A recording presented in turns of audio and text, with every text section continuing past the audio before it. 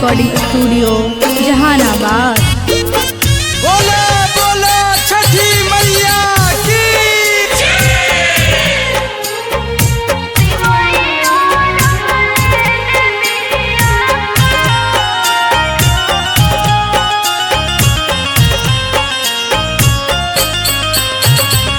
केकरा घर के दौरा सुपली, केकरा घर के दियारिया के गले बिया खारे हो।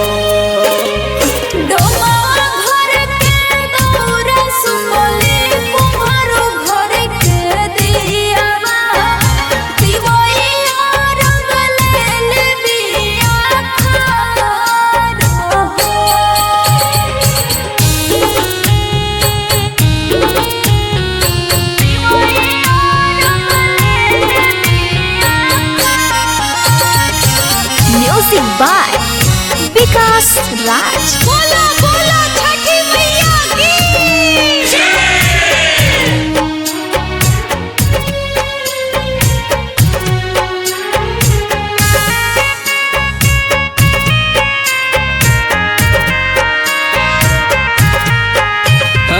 केकरा घर से आवे गैया के दूधवा, केकरा घर से आवेला फूल हो।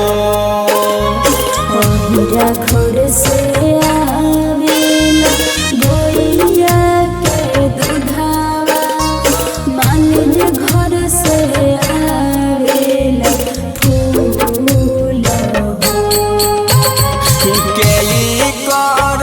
तारे छठी माई के गोहार के गले बिया खारे हो।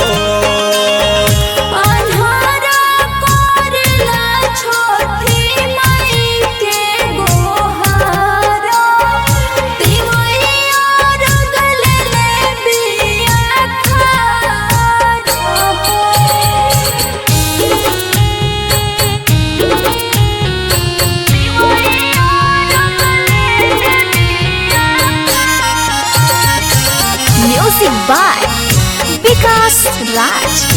बोलो बोलो छठी मैया की।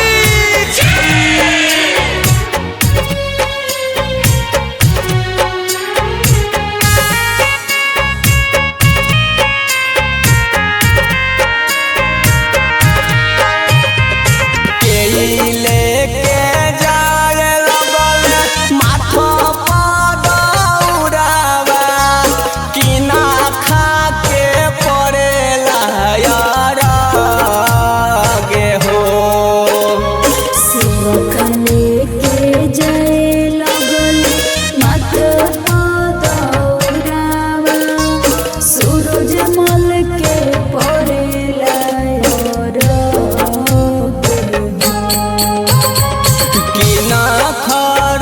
सुनाती ना छठी माई गोहा।